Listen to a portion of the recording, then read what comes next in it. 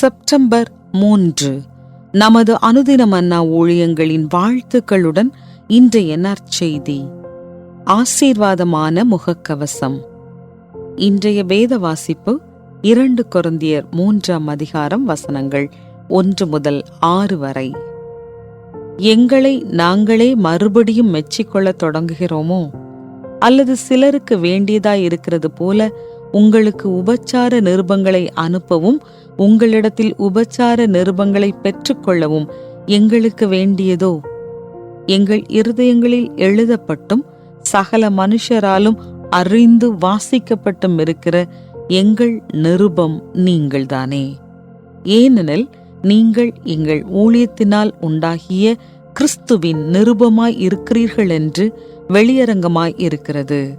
அது மையினால் அல்ல, ஜீவனுள்ள தேவனுடைய ஆவியினாலும் கற்பலகைகளில் அல்ல, இருதயங்களாகிய சதையான பலகைகளிலேயும் எழுதப்பட்டிருக்கிறது. நாங்கள் தேவனுக்கு முன்பாக கிறிஸ்துவின் மூலமாய் இப்படிப்பட்ட நம்பிக்கையை கொண்டிருக்கிறோம். எங்களால் ஏதாகிலும் ஆகும் என்பது போல ஒன்றை யோசிக்கிறதற்கு நாங்கள் எங்களாலே தகுதியானவர்கள் அல்ல. எங்களுடைய தகுதி தேவனால் உண்டாயிருக்கிறது. புது உடன்படிக்கையின் ஊழியக்காரராய் இருக்கும்படி அவரே எங்களை தகுதியுள்ளவர்கள் ஆக்கினார். அந்த உடன்படிக்கை எழுத்திற்குரியதாயிராமல் ஆவிக்குரியதாயிருக்கிறது. எழுத்து கொல்லுகிறது, ஆவியோ உயிர்ப்பிக்கிறது. குறிப்பு வசனம்: நீங்கள் கிறிஸ்துவின் நிரூபமாய் இருக்கிறீர்கள் என்று வெளியரங்கமாய் இருக்கிறது. அது மையினால் அல்ல, ஜீவனுள்ள தேவனுடைய ஆவியினால் எழுதப்பட்டிருக்கிறது. 2 கொரிந்தியர் 3:3. தொற்று நோயின் நாட்களில் முகக்கவசம் அணியும் சட்டம் சற்று தளர்த்தப்பட்டதால் என்னுடைய மகளுடைய பள்ளி போன்ற முக்கியமான இடங்களில் கூட அவற்றை எடுத்துச் செல்ல மறந்து நான் சிரமப்பட்டேன். ஒரு நாள் எனக்கு முகக்கவசம் தேவைப்பட்ட போது எனது காரில் ஒரு முகக்கவசம் இருந்ததை கண்டேன். அதில் ஆசீர்வதிக்கப்பட்டவன் என்ற வாசகம் எழுதப்பட்டிருந்ததால் அதை அணிவதற்கு தயங்கி காரிலேயே வைத்திருந்தேன். எந்த வாசகமும் இல்லாத முகக்கவசம் அணிவதற்கு நான் விரும்புவேன். ஆனால் அந்த முகக்கவசத்தில் வாசகம் மிகவும் பெரிதாய் எழுதப்பட்டிருந்தது. ஆனால் எனக்கு வேறு வழியில்லை என்பதனால் அதை அணிந்து கொண்டேன்.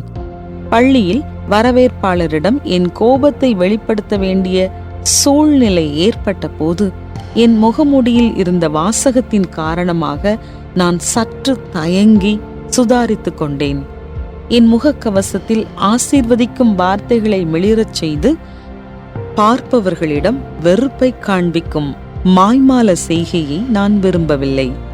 என் முகக்கவசத்தில் தென்பட்ட அந்த வார்த்தைகள் கிறிஸ்துவின் சாட்சியாய் நாம் இருக்க வேண்டியதின் அவசியத்தை நமக்கு வலியுறுத்தினாலும் மற்றவர்களோடு நாம் பொறுமையாய் இருக்க வேண்டியதின் முக்கியத்துவத்தை வேதத்தின் வார்த்தைகள் என் இருதயத்தில் உணர்த்தின.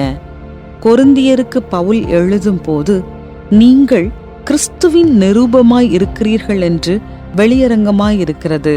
அது மையினால் அல்ல, இருதயங்களாகிய சதையான பலகைகளிலேயும் எழுதப்பட்டிருக்கிறது என்று சொல்லுகிறார்.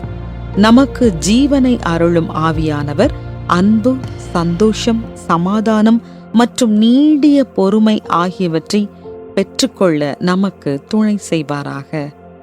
நமக்குள் கிரியை செய்யும் அவருடைய பிரசன்னத்தினால் நாம் ஆசீர்வதிக்கப்பட்டிருக்கிறோம். உங்களுடைய வார்த்தைகளும் செய்கைகளும் மற்றவர்களுக்கு என்ன சொல்லுகிறது?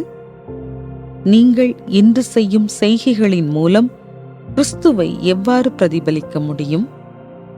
அன்பான இயேசுவே, நான் ஒவ்வொரு நாளும் சந்திக்கும் ஒவ்வொரு நபர்களிடமும் உமக்காய் வாழுகிற வாழ்க்கையை பகிர்ந்து கொள்ள எனக்கு உதவி செய்யும். ஆமென்.